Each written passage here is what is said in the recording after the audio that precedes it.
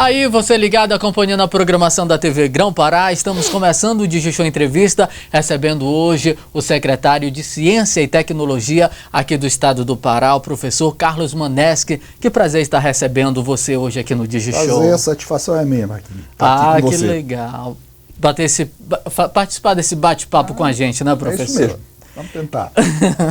Professor, você está fora da universidade já faz um tempo, né, como reitor. Mas você não só para a comunidade acadêmica, mas para a sociedade em geral, você ainda é muito chamado de professor. Eu posso chamar você de professor? Isso vai lhe incomodar? Com certeza. Não. Se alguém quer me dar algum título, o que eu quero, o que eu gosto de ser chamado é professor mesmo. Eu sou professor. É o que eu sou, professor. Ah, que legal, olha só. Você, num evento no final do ano passado, você falou o seguinte, na abertura do evento, você disse: o Brasil é o 13º país no mundo a produzir ciência. Nós também produzimos ciência aqui na Amazônia. Você acha que falta um novo olhar sobre essa produção científica aqui no estado do Pará? Certamente. Nós produzimos muita ciência na Amazônia. Temos aqui pesquisadores do mais alto nível. Entretanto, nós ainda somos poucos na Amazônia. Para fazer de fato um projeto, para construir um ambiente de desenvolvimento na Amazônia, um ambiente que modifique um pouco a base produtiva do Estado, nós precisamos de gente qualificada para isso. Precisamos de mestres, doutores, professores, cientistas de maneira geral. E temos ainda em número pouco. Um pequeno número para dar conta daquilo que precisamos avançar. Então, o que eu digo é que o olhar que precisa ser dado mais para aqui, para a região, para o Pará em particular, é um olhar, por exemplo, do governo federal em primeiro lugar, no sentido de perceber que precisa destinar mais recursos para projetos de pesquisa e mais recursos para a formação de pessoal em alto nível. O governo do estado, particularmente, este governo, governador Helder Barbalho, nós temos nos preocupado muito com esse aspecto. Nós temos colocado muito recurso, aportado muito recursos para essa área específica da ciência, da tecnologia, da inovação e da formação de pessoal. Não apenas em nível superior, em alto nível, como eu falei apenas, mas também na formação tecnológica, formação de profissionais para o mercado de trabalho. O desemprego no Brasil é grande, o desemprego no Pará é grande também, apesar de os indicadores econômicos no estado serem melhores quando nós comparamos com o Brasil como um todo, mas ainda assim nós precisamos gerar mais empregos. Para que as pessoas possam se empregar, elas precisam estar qualificadas para isso. Nós também estamos olhando nesse aspecto também aqui no estado. De modo que eu diria, Marquinhos, o seguinte, que o olhar diferenciado para a ciência de maneira mais ampla, ela precisa ser do governo federal, em primeiro lugar, do governo do estado, isso estamos fazendo também em segundo lugar, e também com um olhar rebatido para olhar esse aspecto da formação profissional e tecnológica. Né? A tecnologia, nós precisamos dar avanços na tecnologia, porque é a partir da tecnologia, da ciência, da inovação, que nós vamos poder mudar de fato o ambiente econômico que a gente vive no estado do Pará e promovendo muito mais riqueza, geração de emprego e renda, garantindo com isso oportunidades para que as pessoas possam ser felizes e, obviamente, ter um projeto de futuro muito mais auspicioso. Falando de tecnologia, nós estamos preparados hoje aqui no estado do Pará para essa tecnologia 4.0? Eu acho que nós estamos abrindo o horizonte para isso.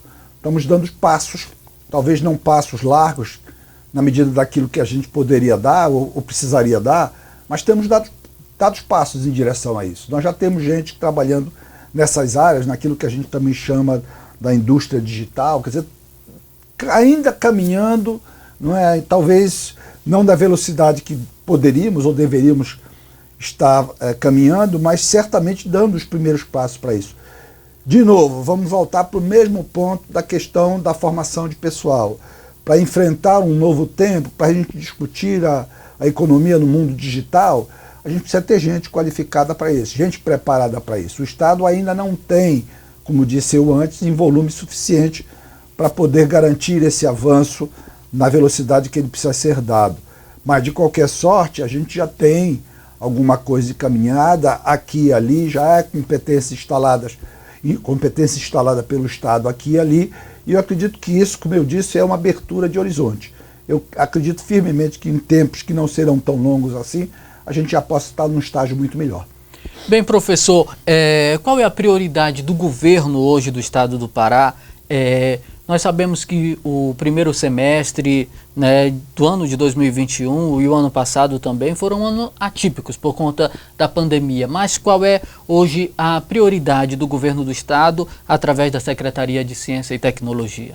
Olha, a prioridade nacional tem sido o enfrentamento da pandemia. Essa é a prioridade nacional. Aliás, é a prioridade mundial, global. Então, percebendo isso, esta também tem sido a prioridade da Secretaria, na mesma alinhada com aquilo que é a definição e o interesse estabelecido pelo governador Helder Barbalho. Nós, olhando para a pandemia, entendemos que era necessário fazermos também, usando o canal da ciência, da tecnologia e inovação, alguma coisa que pudesse apresentar respostas para esse momento que nós enfrentamos. E aí o que nós fizemos? Eu posso aqui colocar algumas coisas que seriam prioridades nossas que nós já temos encaminhado já há algum tempo. Por exemplo, nós fizemos um projeto que nós chamamos de Enem Pará. O que é o Enem Pará? Nós lançamos uma plataforma que os alunos que hoje, do jeito que estão, sem ter aulas presenciais, precisavam estar expostos a algum nível de conhecimento. Essa plataforma vem e faz o quê? Exatamente isso. Faz com que os alunos possam se preparar para o Enem. Isso aconteceu no ano passado e isso vai acontecer novamente este ano, já no Enem, com a experiência que acumulamos anteriormente, já no Enem numa nova versão, mais moderna, mais abrangente, de modo que o aluno possa participar e ter um canal, ter um elemento, ou ter uma alternativa para que ele possa se preparar para um momento tão importante da vida, que é o momento que você tenta o acesso à universidade. Então esse projeto Enem Pará foi uma das prioridades que nós estabelecemos, mas há outras. Por exemplo, nós fizemos ainda no ano passado uma outra plataforma, que era um programa que nós chamamos de Psicologia Pará. E o que era esse programa? O que foi ou o que é esse programa?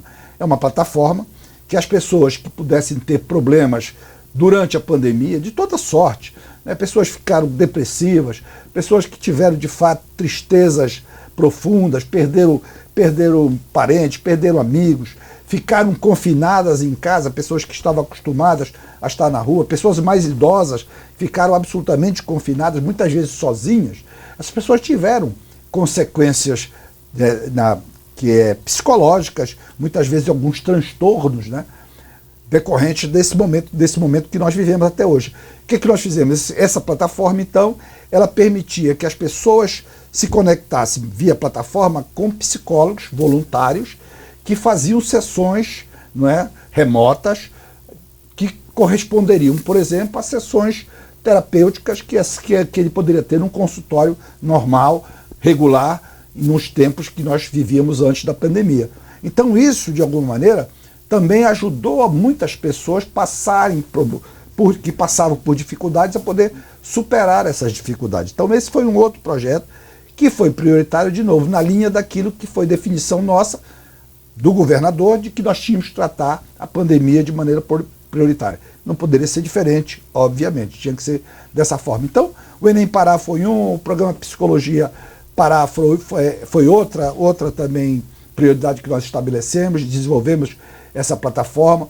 Estamos trabalhando, por exemplo, dentro do projeto Ter Paz, que é aquele projeto que o governo está olhando, aqueles bairros com indicadores de violência maiores, atuando neles de maneira direta. A Secretaria participa também disso de forma prioritária. Então, são muitas as atuações que a Secretaria vem observando ao longo sobretudo deste ano e meio que nós estamos passando nesse período pandêmico. Então, Marquinhos, um pouco isso. Essas foram as prioridades. Esse é um pouco do trabalho para o qual nós nos dedicamos de maneira mais intensificada ao longo desse ano e meio. Outra coisa, o governo do estado do Pará divulgou hoje que no estado do Pará tem 500 mil de empresas ativas, né? Você está otimista para 2022?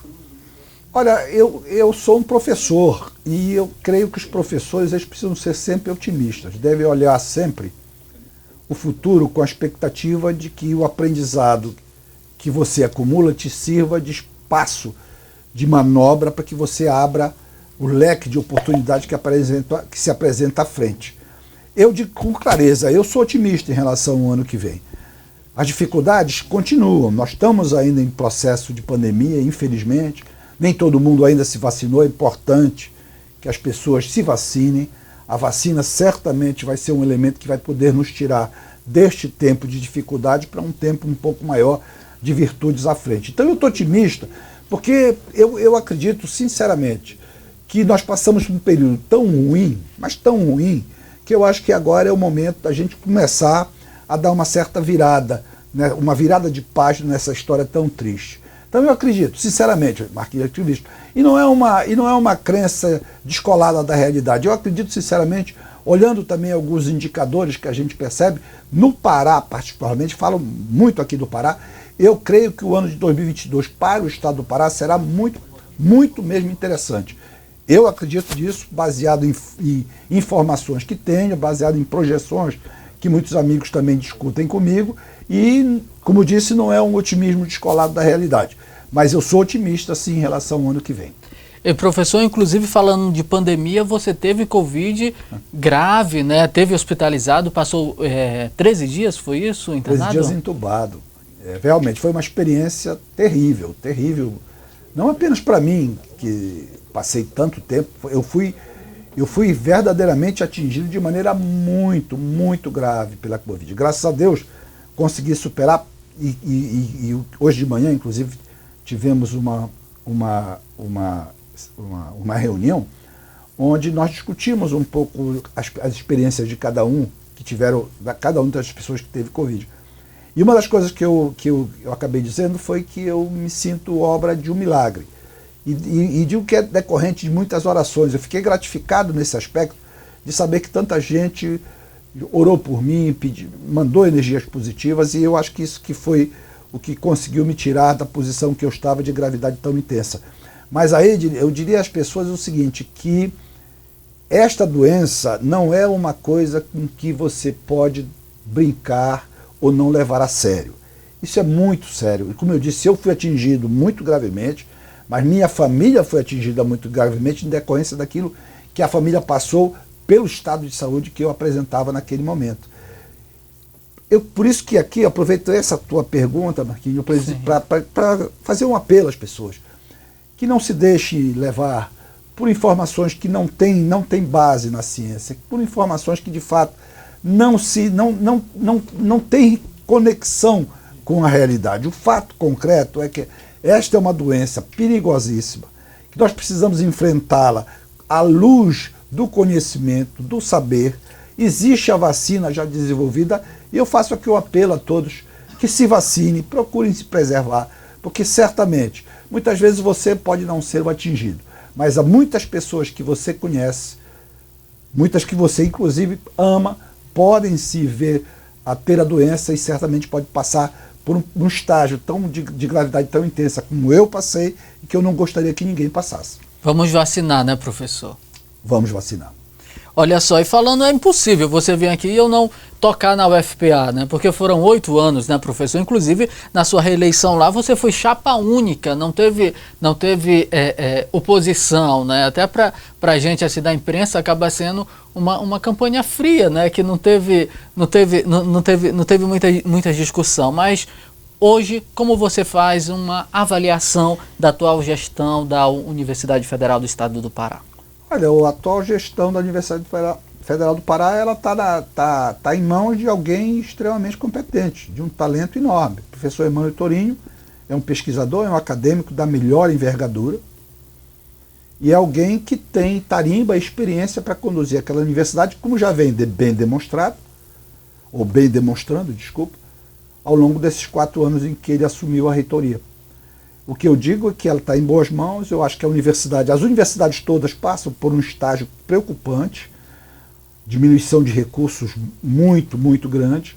Isso é ruim, isso atrapalha e coloca, por exemplo, freios no processo de avanço que as universidades vinham atingindo.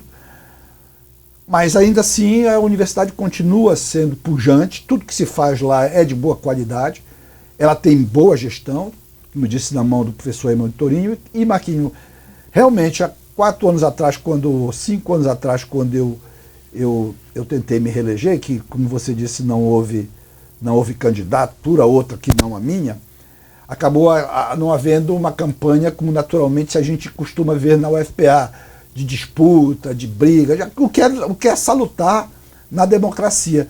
Então, para a imprensa, talvez não tenha sido um período muito bom, porque não teve notícia muito nesse aspecto. Mas a universidade continuou, quer dizer, houve eleição, muita gente participou, apesar de eu ser o candidato único, muita gente participou, muita gente foi votar, e acabou sendo também um momento de celebração, como tem sido ao longo de tantos anos na história da universidade. Mas eu também sou um otimista em relação à Universidade Federal do Pará, já que você me falou especificamente da minha, porque ela já passou por várias e várias crises. A instituição universitária, Marquinhos, ela é uma instituição que vive crises quase que periódicas. E o que a gente observa é que, extraordinariamente, a capacidade de reação numa instituição universitária é enorme. E não vai ser agora de forma diferente. Nós vamos ver a universidade também se reerguer desse momento de dificuldade e ser de fato aquilo o que ela verdadeiramente é, que é a vanguarda da civilização. E professor, o ensino universitário ele é ensino, educação e extensão. Falando de extensão, qual legado você deixou na universidade, né? Alguma coisa que você possa citar para a gente que até hoje a sociedade ainda usufrui desse serviço oferecido pela universidade? Foram muitos, Marquinhos, mas eu vou assim, já que você fala assim, qual é o legado, a gente quando fala legado, talvez a gente pense assim, o que te deixou de marca, que você diz assim, aquilo foi talvez o que eu me satisfiz mais em fazer. Eu não digo que foi a melhor coisa que fiz, mas qual foi aquilo que eu mais me satisfiz em fazer? Eu diria o seguinte, que teve um projeto que está na área da extensão, do que você falou, que me satisfez muito, que foi o projeto de regularização fundiária, ali daquela região do entorno do campus do Guamá. Terra Firme, sobretudo ali no bairro da Terra Firme. Aquela área do outro lado da perimetral, o lado do rio é o lado da universidade, do campus, e o outro lado é o lado da perimetral. Aquele lado dali, aquele terreno todo, é um terreno da União, e boa parte desse terreno da União era terra de domínio da universidade, de forma específica. E era um espaço que já estava todo ocupado, mas era uma ocupação, as pessoas não tinham nenhum instrumento, né, legal que pudesse lhe dar posse. Eles eram simplesmente ocupantes daquela área.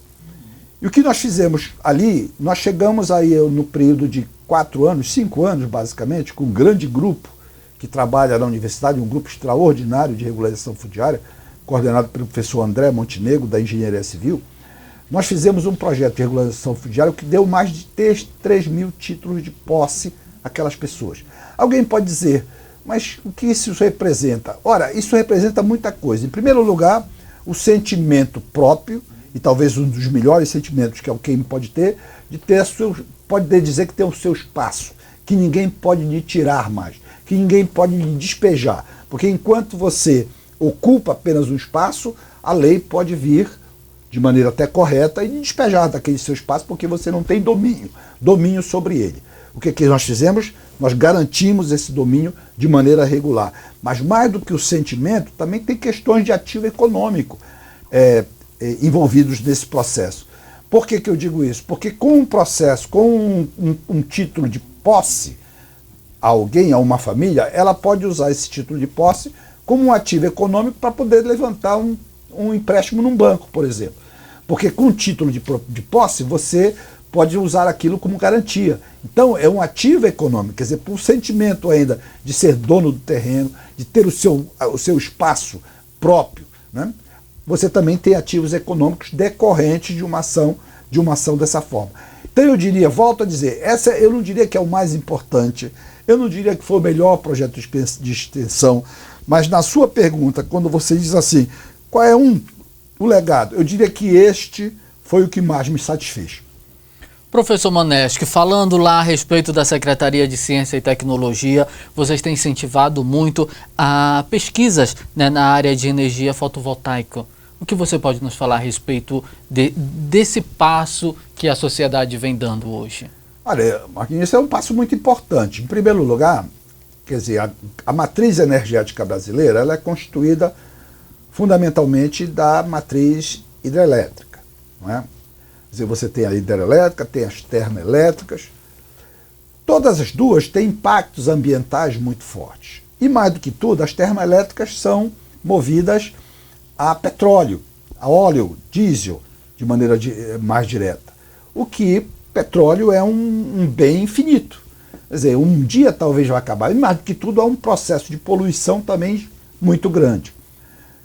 As energias limpas, a energia fotovoltaica é uma forma delas, além da eólica, por exemplo, ou a energia de marés, por exemplo, também. Mas a energia fotovoltaica é aquela, eu diria que é aquela que, para a nossa região, se apresenta como uma melhor alternativa sobre todos os aspectos, mas fundamentalmente sobre o aspecto econômico. Então, nós vamos avançar nesse processo de utilizar a energia fotovoltaica. Nós temos que avançar, porque essa certamente é um modelo, é uma matriz de geração elétrica sustentável. Não é absolutamente sustentável quando a gente olha a questão do meio ambiente, da intervenção no meio ambiente. Hoje, ela ainda é, pela própria escala, não é uma coisa ainda feita numa escala global que possa garantir que cada um tenha acesso, o custo dela ainda é inacessível para muita gente. O custo é alto, não há garantia ainda da oferta para quem quer, portanto ainda é uma coisa reduzida, ainda é uma alternativa que nós já vamos, em primeiro lugar, ter que avançar um pouco na produção, nas formas de conseguir produzir elementos para o sistema que sejam mais baratos, que sejam mais fáceis de ser produzidos, de maneira que aí você pode aumentar o volume da escala da produção, e aumentar o volume da escala da produção você vai poder diminuir o custo daqueles equipamentos necessários. É uma coisa que vai levar um pouco de tempo para que a gente possa garantir a universalidade. Mas eu tenho certeza que esse será para o governo, considerando a nossa própria capacidade de absorção solar, da energia do sol, aqui na região, onde nós temos grande parcela do tempo com boa insolação. Então nós vamos ver o seguinte, que aqui eu acredito que nos próximos 5 anos nós vamos ver um avanço significativo nesse modelo de geração de energia. E acho que daqui a 10 anos nós vamos ver muita gente já absolutamente fora do aspecto de geração de energia voltada ou que é produzida a partir de petróleo, por exemplo. É um futuro bem próximo, né, professor? Eu não tenho dúvida. Professor, mas como aumentar essas pesquisas aqui no nosso estado, né? Como a gente ter mais mestres e doutores aqui na nossa região? Aqui, eu acho que, em primeiro lugar, nada se faz sem recursos financeiros. Então, quando nós conversávamos na primeira pergunta ainda, qual seria o olhar, como que essa região precisava ser observada, e eu diria que ela precisa ser observada com muita distinção, olhando inclusive as suas próprias singularidades, eu diria o seguinte: primeiro, não há o que fazer se não houver recursos para isso. Então, o governo federal precisaria ter um projeto nacional que olhasse para a Amazônia com a importância que ela deve ter. A Amazônia será certamente, em 20 anos, o maior produtor de bens do Brasil, olhando todas as potencialidades que nós temos aqui e olhando, sobretudo, o aspecto da bioeconomia, que aqui certamente será uma fonte substantiva de geração de riqueza nesta região. O que eu faço? O que a gente precisa fazer?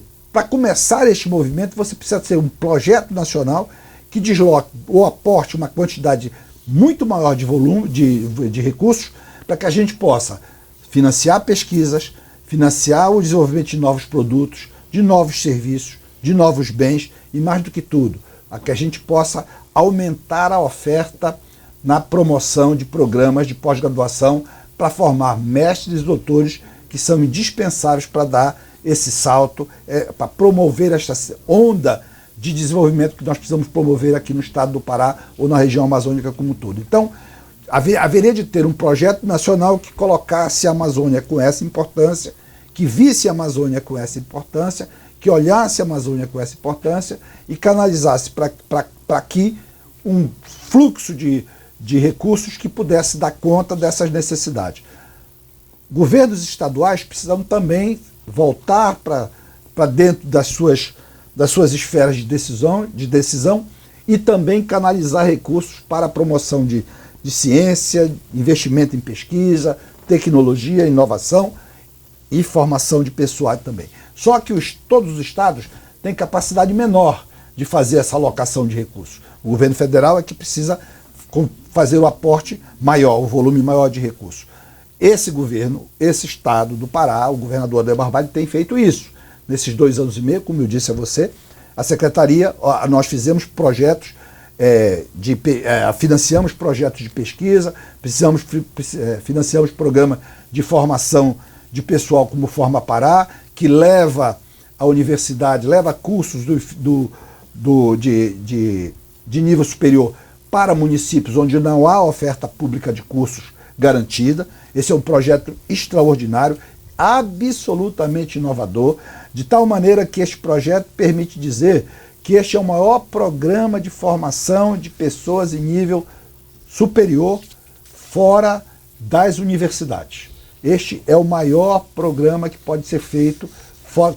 Quando eu digo fora, não é que as universidades não participem, é que elas não estão envolvidas no financiamento desses programas. Então, eu diria que é exatamente isso. Governo federal e governo estadual dando mãos para que a gente possa garantir mais recursos para promoção de pesquisa e, sobretudo, formação de pessoal.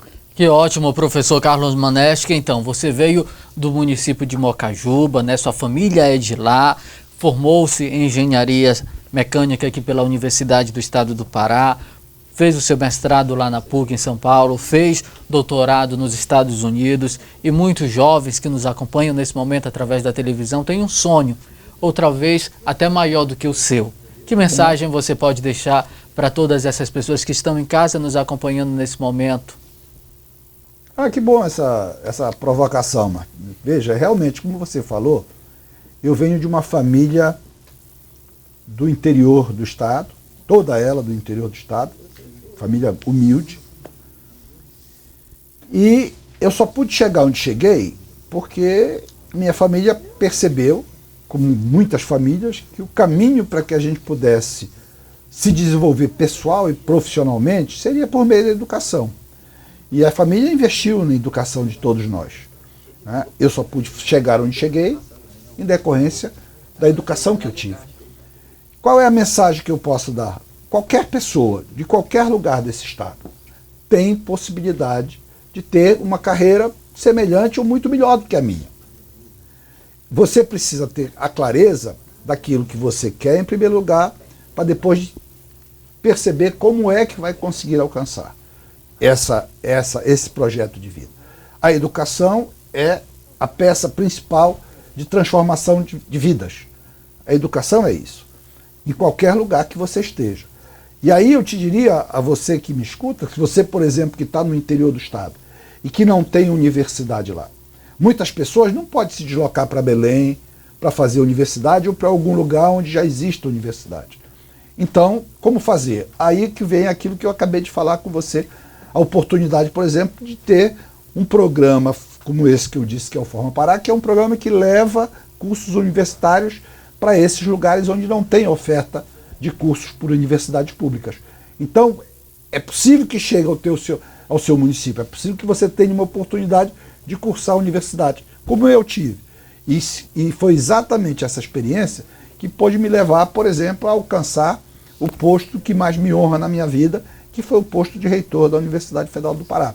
O que eu digo sempre? Ora, você, para chegar nesse estágio, você precisa estudar. A minha vida toda foi decorrente, as coisas que eu alcancei decorrente do estágio que eu ia caminhando ao longo do percurso do processo de ensino. O que eu posso dizer a qualquer jovem é isso: apostem na educação, entendam que a educação, de fato, o conhecimento é o maior ativo que uma nação e uma pessoa pode ter, não é? E que certamente é o conhecimento que move o mundo. Quem não tem conhecimento não tem poder, não é? Quem não tem conhecimento, quem não tem educação, não é nem capaz de ser feliz. Então a mensagem que eu vou dizer para os jovens, sobretudo os jovens que nos assistem agora, é um pouco essa. A educação ela tá na gênese, ela está na origem da felicidade. E por que eu costumo dizer isso? Por que a educação está na origem da felicidade? Porque só pode ser feliz, verdadeiramente feliz, quem tem conhecimento, quem sabe das coisas. Só pode saber das coisas, ou diria um pouco melhor, só é feliz quem é livre. E só é livre quem tem conhecimento. E só tem conhecimento quem tem educação. Então, se quem é feliz só pode ser feliz quem é livre, só pode ser livre quem tem conhecimento, só pode ser conhecimento quem tem educação, então, na base da felicidade está a educação. Portanto, é fundamental que cada um aposte na educação como instrumento principal para ser feliz. Tá ótimo, professor, muito obrigado. Leve o nosso abraço, o nosso carinho a toda a sua equipe lá da Secretaria. Para você que está acompanhando a programação da TV Grão-Pará, essa entrevista já está disponível em todas as nossas plataformas digitais. Um grande abraço a todos.